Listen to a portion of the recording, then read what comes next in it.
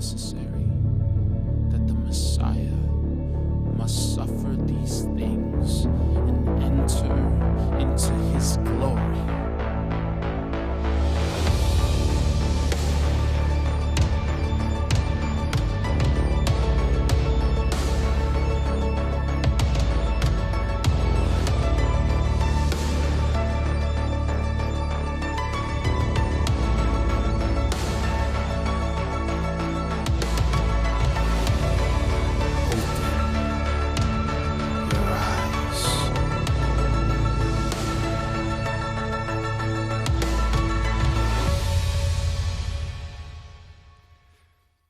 Well, good morning, Hill Country. It is so good to see you in person. If you're joining us online, welcome. And I've just got to say, isn't it so good to be able to gather together and to sing those truths about Jesus? I don't know about you, but just being able to be together as the family is so good. And maybe this is your first time making it back in a while, and I just want to say welcome. Maybe you're joining us online, which is great too, and when you're ready to come back in person, we'd love to have you, because there's just something special about being able to come together as the family and worship. And don't Grant and the team, don't they do just such a really good job? I mean, they do such a good job of leading us. Yeah, they do. They really do. They do such a good job of leading us into the presence of Jesus to be able to worship him.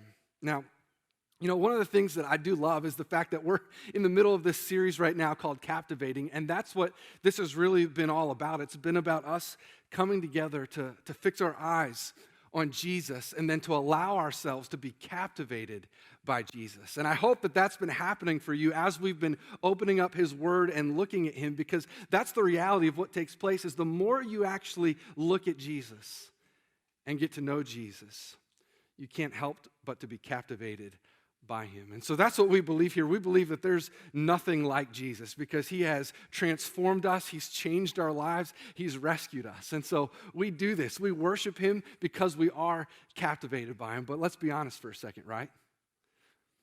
Like, we can sing these songs on a Sunday, but then we can go through like the rest of our week, or we can get into Monday, Tuesday, heck, it could just be even Sunday afternoon.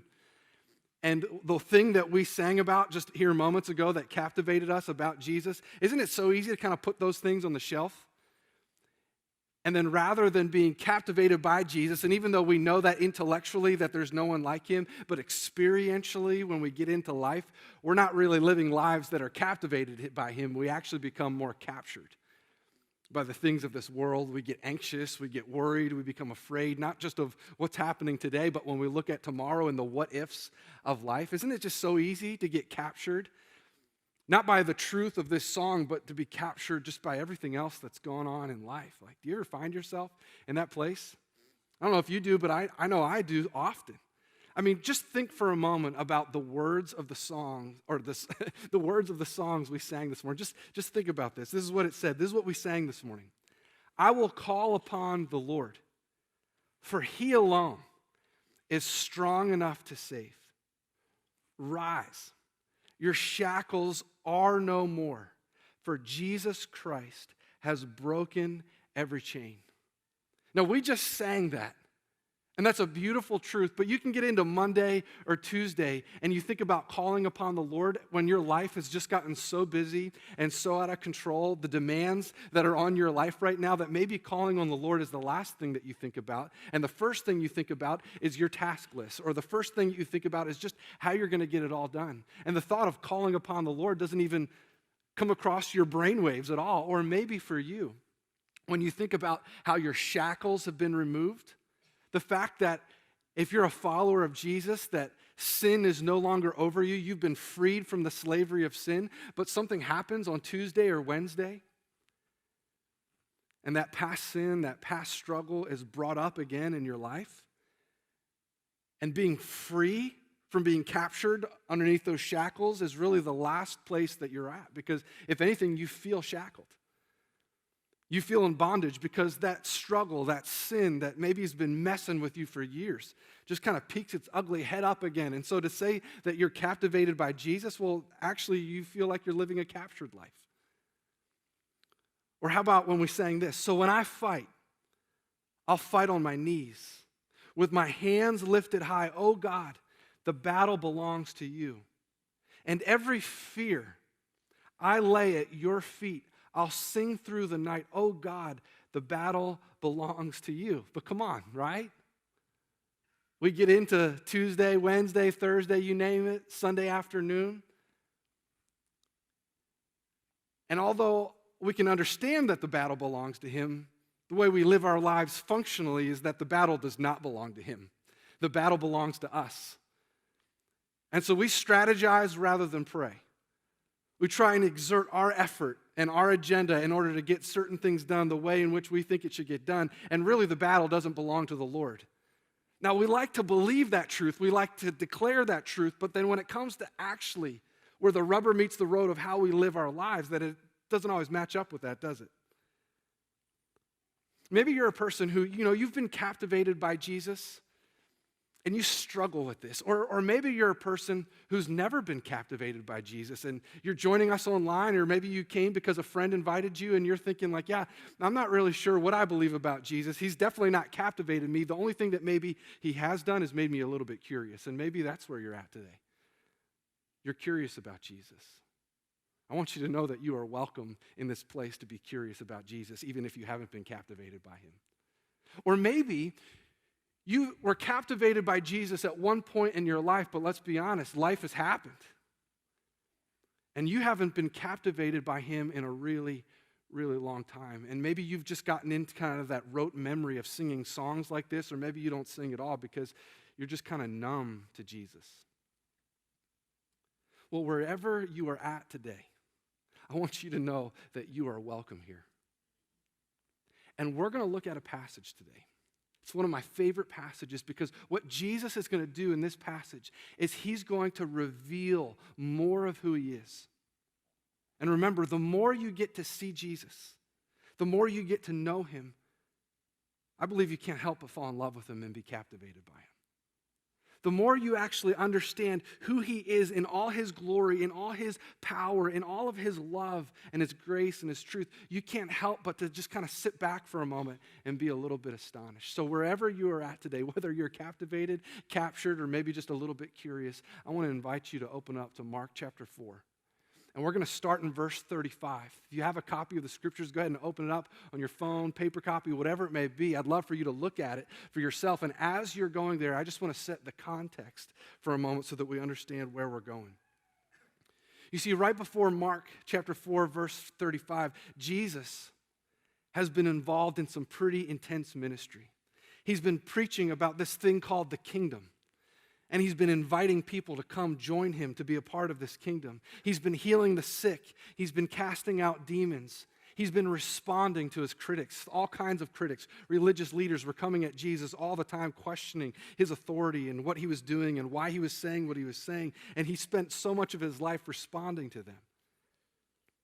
But he's also been leading his disciples, these close followers, into a deeper understanding of who he is. He's been inviting them to learn from him, to know him, to grow in their faith. And it says this in verse 35. And on that day, when evening had come, he said to them, "Let us go across to the other side." And leaving the crowd, they took him with them in the boat just as he was. And other boats were with him. And a great windstorm arose, and the waves were breaking into the boat, so that the boat was already filling. Now I want to invite you to imagine this scene. Jesus is in the boat with his disciples. He's exhausted from a long day of ministry, as we'll see in a moment. And he's decided to head from the north to the south. And as he's heading from the north to the south, as which we'll see is the Sea of Galilee, as he's going to the east and to the west are mountains that rise above sea level to about 2,000 feet. And these mountains create this bowl shape. And in the bowl shape that it created in the Sea of Galilee, there were these violent storms that would easily erupt. And the scene that we're looking at here in Mark chapter 4, that's exactly what's happening. The storm has come upon them. It's getting stronger and stronger. And the boat that they're in is starting to fill up with water. And these experienced fishermen who had seen storms like this before, but maybe not to this degree, are thinking to themselves, we are in big trouble. This is not good. We are not in a good place. Our boat is filling with water. Like, this is not good. This is dangerous. we don't know that we're going to make it. Have you ever been in a spot like that before? Where your life was on the line? Where you didn't know if you were going to make it, and maybe you thought to yourself, like, am I going to make it to tomorrow? Like, am I going to get out of this? Have you ever been there before? When I was in college, a group of my friends and I, we used to like to go hiking often, and there's this one spot that we would go hiking in where they had these caves that every once in a while we'd like to go and explore these caves. One day I was there with my friend Rich, and we had gone to the caves, and it was just the two of us, and we had some flashlights, and we were going around to these different parts, these different caverns. And at one point we said, hey, let's go try and look into this one area that we've never been before. And so we were going down the cave, and we were going through these parts, and we got to this spot that was like a really, really tight spot. And that was a little bit bigger than Rich, but when we got to it, I was like, hey, do you think we can make it through there? I don't know that this is the best idea. And he kind of went, and he shimmied his way through the rocks. And then it was my turn. And so as I started to go, these hips were a little bit larger than his. And as I started to get through, I got to the place where the rocks kind of came and they were kind of on the front of my chest and then my back. And I got to where I couldn't move anymore. And I kept trying to push and push, but I couldn't move. And now this isn't the exact picture, but it looks something like this. And I was in that place, and if you've ever been caught in a tight place before where you feel trapped, I don't know if you do this, but I know what I did is I started to panic. And when you start to panic, your breathing gets heavier and your chest expands. And I remember I was being there in that moment, and I'm like, I don't know if I'm going to be able to get out of this. Rich, what's going on? Are you going to be able to help me? And you know how you like to start to speak a little bit faster? And I'm starting to freak out, and he can see the panic on my eyes, or in my eyes. And he's like, Mark, you got to calm down. You got to calm down. I'm like, I can't calm down. What's going on? And I was there for about 20 or 30 minutes, just trying to get through, and I wasn't able to do it. And finally, after a long period of time, he's looking at me. He's trying to help my breathing, and I just don't know what to do, but he starts to help me to calm down and to breathe slower. And the fear and the panic started to reside. The anxiety went down a little bit, and I was able to get through. But I was scared out of my mind. And if you've ever been in a place like that before where you're not sure if you're going to make it, you think that maybe this could be it, you know that is an incredibly terrifying experience. You see, in that moment, I was captured by the fear of my circumstances. When's the last time you were captured by the fear of circumstance? Have you been in that place recently? I mean, when you think back over to this last year, I mean, maybe this whole year could be described as being captured by the fear of our circumstances. I mean, did you ever have that thought as we were going through the pandemic where maybe there's someone that you knew that didn't make it? And you're thinking like, what in the world? Am I going to get this? Is my family going to get this? Are my kids going to get this? What's it going to do? And you're hearing these varying reports of what's happening, and you're wondering like, what's happening? And maybe it's created some anxiousness or fear for you, or maybe in the middle of all of this, you've lost your job. Your company's downsized, and you've been thinking like, how am I going to pay the bills? How are we going to make our mortgage payments? How are we going to get through this? And you're wondering, like, how are we going to deal with all of this? Or maybe for you, you've looked at the country and you've said, like, man, like, when I look around, all I see is this hate, and it's coming from all sides. What's happening? And maybe the circumstances that you've found yourself in, and maybe it hasn't come from you, but there's been other people around you where you've seen the anxiousness in that level heightened. You've seen fear increase over this past year, and you've seen maybe yourself or others captured by the fear of circumstance. Well, that's exactly where these disciples are at. They're in the boat. It's filling up with water. The storm is raging all around them. And then Mark tells us this in verse 8. But he, Jesus, was in the stern, asleep on the cushion. And they woke him and said to him, "Teacher, do you not care that we are perishing?" And you can hear it right there in their voices, can't you? The disciples are captured by the fear of their circumstances. I mean, who wouldn't be? Their ship is sinking. Their lives are flashing before their eyes, and they have absolutely no power to change their circumstance. Now look back at what it says in verse 38. It says, but he, Jesus, was in the stern, asleep on the cushion. So in the middle of this raging storm, in the middle of their lives seemingly coming to an end, Jesus is asleep. Now this isn't exactly what it looked like, but I think you'll get the picture.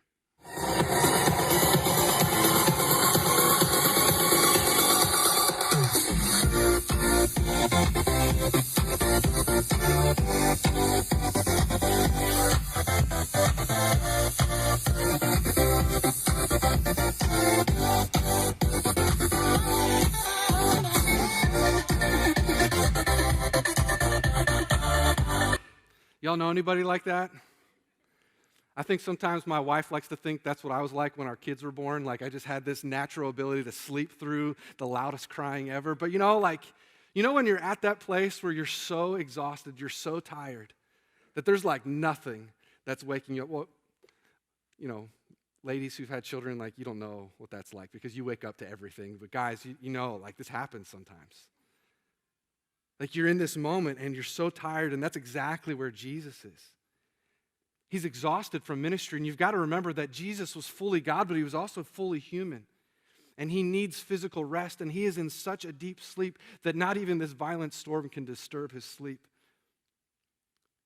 Verse 38 says, and they awoke him and said to him, Teacher, do you not care? Do you not care that we're perishing? I mean, can't you hear the terror and the anguish in their voice as they ask this question? Teacher, do you not care that we're about ready to die? Teacher, how can you be sleeping at a moment like this? What kind of response is this? What kind of leader are you? Teacher, we've left everything to follow you. What in the world are you doing? I think I would have been asking the same question if you're looking at Jesus in this moment and you're like, Jesus, come on, like you've got to do something. And in this moment for the disciples, their external circumstances have led to an internal crisis. You see, not only were they afraid of what's happening around them, but the fear that they had, it actually exposed another fear that was deeper inside. You see, they've been captured by the fear that Jesus doesn't care. It wasn't just what was going on around them, but they were afraid that Jesus really didn't care. And they've drawn this conclusion from their limited perspective because they think that if Jesus actually cared about them, that he would actually do something and he would do it according to their timetable. So because Jesus is not doing what they want, when they want, and how they want it, they've actually made that assumption that he doesn't care.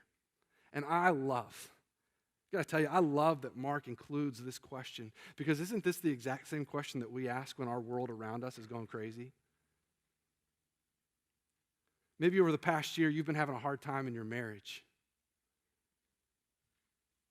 And you've been calling out to Jesus, like, Jesus, would you just do something? Like, do you even care? You ever ask him that question? Like, Jesus, do you even care what I'm going through right now? Maybe you have lost your job. Maybe your company has downsized and you haven't been able to find work or not the kind of work that you'd like to have. It's not fulfilling. And you're thinking like, Jesus, I've been trying. Like, do you even care what I'm going through right now? Or maybe someone that you love has just been handed the cancer diagnosis. And you're thinking to yourself, like, why? Why them? Why now? And your external world has been just thrown into this frenzy, and you're wondering, like, Jesus, where are you at? Do you even see what we're going through right now? Or maybe throughout this whole time, you've just been struggling with loneliness. You've been isolated. You've been struggling to have friends. Maybe you've moved and you're new to the area and you're just alone. And you're like, Jesus, do you see me? Do you even care? Or maybe for you, you've just been struggling with doubt for so long and you're sick of it. You've been struggling with lust and you've been asking God to free you. Or maybe you're just feeling exhausted. And you're just like, Jesus, do you care? Do you even care? Have your external circumstances led you to have an internal crisis? Because if so, I want you to know this is exactly where the disciples are at. This is exactly what they're going through. And the storm that they're in has actually revealed the condition of their heart. And Jesus responds to their question in verse 39, and he awoke and he rebuked the wind. And he said to the sea, "Peace, be still." And the wind ceased, and there was great calm. Now, maybe you've grown up around the church and you've heard this story, you've read this story hundreds of times. And if that's you for a moment, there's this tendency when you read or hear a story that you've heard often to just be like, okay, all right, let's go. Come on, keep moving, keep moving. And I just want to warn you, I want to caution you not to do this with verse 39. Do not move too quickly. Because Jesus is doing something in verse 39 that is so powerful, and he's revealing himself not only to his disciples, but he's revealing himself to you. You see, Jesus is speaking to the natural elements, the physical elements of this world, and what he's communicating has the feel of a master commanding his servant, because that's exactly what Jesus is doing. You see, Jesus is the ruler of nature. He's the creator. He literally has the authority to speak to the natural elements of this world, and they have to obey him.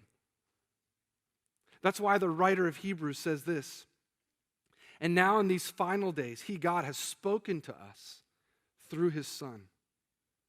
God promised everything to the Son as an inheritance. And through the Son, he created the universe. The Son radiates God's own glory and expresses the very character of God. And he sustains everything by the mighty power of his command. Jesus looks at the wind and he looks at the waves and he says, "Peace, be still." And very literally what he's saying is, be silent, you've been muzzled. I've exercised my power over you. Stop it. Now, this is where you have to pause. Because when you look at Jesus in this moment, you've got to allow this moment to lead you to worship. Because here Jesus is, commanding the physical universe. And as he commands the physical universe, you see who he is. He is the awesome God of glory and power.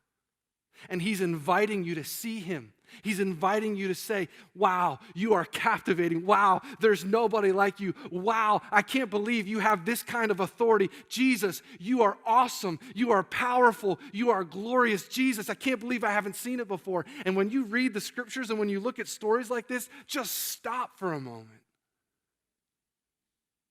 and soak it in. Because Jesus has loved you enough to show you who he is. And there's nobody like him. And then Jesus turns to his disciples, and in verse 40, he said to them, "Why are you so afraid? Have you still no faith?" What a question, right? I mean, imagine this scene. The disciples think their world is about ready to end. Their boat has been filling up with water. They're crying out, saying, "Jesus, do you even care?" Jesus wakes up, and he says to the storm, "Shut up." And everything becomes quiet. And in this moment, this intense moment, he looks back to him and he says, "Why are you so afraid? Have you still no faith?" Now, the word that Jesus uses for fear here, or being afraid, is really the word dread. And that's it, isn't it? When you're in these moments of fear, external fear of your circumstances, dread has a tendency to set in. And dread is that moment where it's all the what ifs. It's all of the what's going to happen. It's all of the I'm not in control right now, and so I can't handle what's out there because I don't know what's going to happen. And so you know what this is like, right? When you stay awake at nighttime and your mind is spinning about all the what ifs. What's going to happen? How are we going to make it through this? How are we going to pay that bill? How are we going to get through? Filled with dread of what's coming next. Now, the question that Jesus asks, "Why are you so afraid?" is directed at his disciples. But it's also a question that we need to drill down deeper personally with here this morning. We've got to wrestle with it.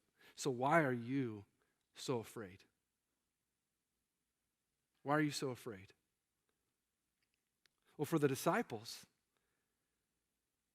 the honest answer would have been, and they wouldn't have said this out loud, but the honest answer is that they really didn't believe Jesus had that kind of power or authority. The disciples believed that the storm was more powerful than Jesus, and that's why you see them panicking in this moment. They didn't believe that Jesus was the Son of God who had all authority, power, and control. And now we need to be careful here to not be confused. Because being afraid or having fear is something that God has designed, and it's wonderful and protective. It has this wonderful and protective benefit for us when it functions, don't miss this, when it functions as God designed it to. But for most of us, fear does not function for us the way God's designed it. You see, so often our fears don't actually live in submission to our trust in God. And when that happens, fear has this tendency to wield excessive power, and it distorts us. It distorts our thinking. It distorts our behaviors. And so when fear is misplaced, it causes us to think wrongly and to act wrongly because misplaced fear can rule your life. And Jesus sees that in his disciples. He sees this misplaced fear ruling their life. Has misplaced fear ruled your life this past year at all? Where you've allowed fear to take control? In fact, the disciples are captured by fear, dread, rather than faith in Jesus. Now, come on, it wasn't that Jesus didn't care about them. Jesus cared deeply about them, and we know that. You know how we know that? He's in the boat with them. Jesus is present in the middle of the storm. He doesn't leave them. He doesn't run away. God put skin on, became Jesus. He incarnated and became one of us and became among us. That's how Jesus shows us how much he cares and he loves. He's not distant. He's not far away. He enters into the mess of this world. He enters into the mess of the storm, and he's not afraid of it. He's not scared because he has all power, authority, and control. He's right there in the middle of the storm. And what Jesus is getting them to do in this moment is for them to he's getting them to honestly name their fear, because Jesus knows that if you don't name your fear, it's going to run wild in your life. Jesus knows that you will never defeat what you don't take time to define. If you aren't able to clearly articulate it, to see it, to name it, then it's going to rule your life, because that's what misplaced fear does. And so if you don't take time to honestly examine and name your fear, you're going to do the same thing that the disciples did in this moment, and they lead out with doubt. They lead out with accusation. You start to question Jesus' love. When fear rules your life, you question Jesus' wisdom. You question his power. You question his authority, because your fear is a distorted fear, and it's ruling over your life. It's misplaced. So, where's your misplaced fear? Do you have one? What are you dreading? What are you worried about? Where does anxiousness live in your life? Where's it coming from? Now, I don't know what your misplaced fear is, but I know what mine is.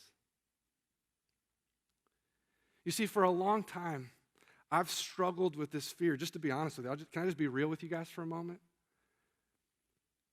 I've struggled with the fear that I don't have what it takes to be a man.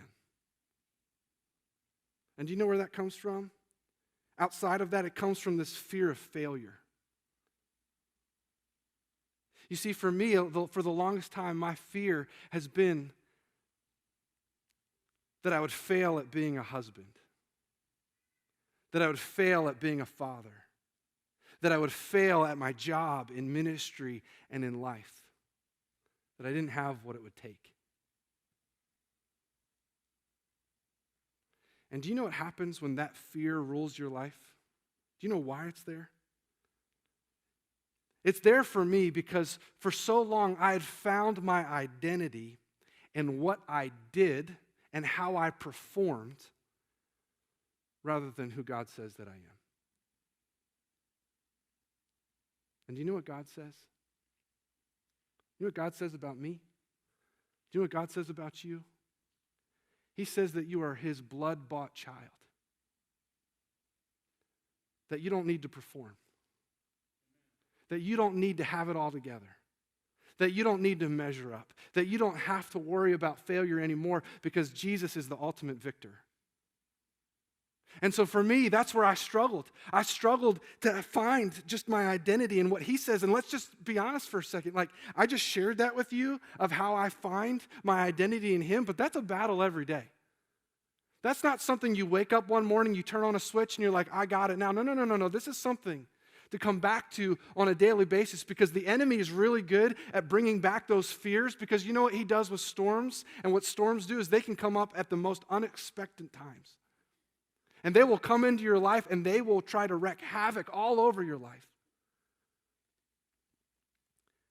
But Jesus is inviting his disciples and he's inviting you to name your fear because if you don't name it, if you don't define it, then it's going to run wild in your life.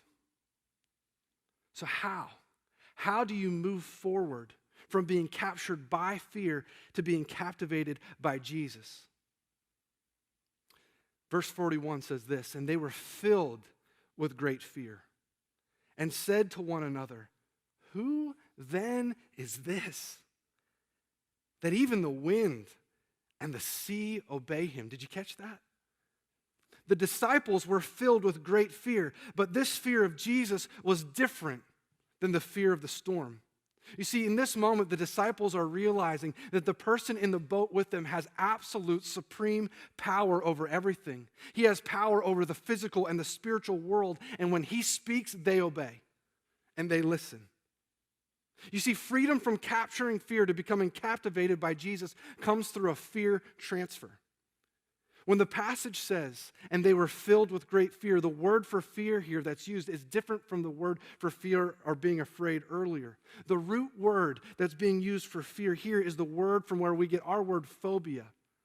So the fear that the disciples are experiencing now that the storm has been calmed is a fear that is a life-shaping alarm. They're in awe. And they say, who then is this that even the wind and the sea obey him? You see, right here, right now, in this moment, they've experienced a fear transfer. They have gone from the fear of dread, the what-ifs, to the fear of awe. Where they're looking at Jesus and they kind of step back. We've never seen anything like this before. And so rather than being captured by fear, they've become captivated by Jesus' authority, by the fear of Jesus' authority, because they've now seen that really he does have all authority. He is the Son of God. There is no one like him. Paul Tripp in his book, All, which if you've never read it before, I'd highly recommend it, says this about fear. The only thing that has the power to defeat fear is fear. Only when the grander fear of God rules your heart will you be free of all the little fears in life that chip away at your heart. When you live in reverential awe of the magnitude of God's power and authority and are stunned by the fact that he exercises his power for his glory and your good, then you can be free from all anxieties that make you timid and rob you of joy. So how do we transfer this? How do we move from being captured to captivated? I don't know about you, but I don't want to live a captured life anymore. I don't want to live like that. So how do you move? How do you move from being captured by fear of our external circumstances to being captivated in all of Jesus? Well, step number one is simply name your fear. If the only thing that you do today is take this step, this is a giant step. If you can identify, if you can define what it is that you're really afraid of, this is the kind of fear naming that it requires you to take off your mask. It requires you to come out of hiding. It requires you to be honest. What is creating that anxiety, that fear inside of you? That's step number one. And if that's step number one, step number two is this, is that you need to transfer your fear to a greater fear. That you need to transfer from the what-ifs of this life to the who is in this life. That there's nobody like him, so transfer your fear to a greater fear. But then the question is, well, how do we do that? How do we actually transfer our fear to a greater fear? How do we do that when the storm is still raging? Life is still difficult. People are still broken all around us. How do we do this? I want you to know that the answer is maybe one of the simplest answers, but it's also one of the most difficult things to actually put into practice. You see, step number 3 is simply this, is to trust in Jesus. Now, when you hear that, you may think like, all right, yeah, I've heard that before. But let's just uncover that a little bit. Because when we say trust in Jesus, here's what we mean. You see, there's this one aspect of trusting in Jesus that we all need for our souls. You see, apart from Jesus, we'll spend eternity away from him. And so we need Jesus to rescue our souls. And that happens when we realize that we're broken and in need of him to rescue us. That happens when we say, Jesus, I need you to forgive me for my sin. I trust in you to save me. I trust that you died in my place and that you rose again. That's the first step, to have your soul rescued. That's how you trust in Jesus. But it doesn't stop there. And for so many Christians, it has stopped there over the years, and you've been living a life captured because you stopped there, but it goes on from there. And we need Jesus day by day, hour by hour, moment by moment, minute by minute. That means that we need Jesus with whatever is going on around us, whatever the external circumstances are, whatever the internal crisis you're experiencing. We come to Jesus and we realize that Jesus is right there in the boat with us. That he's never left you and he's never going to leave you.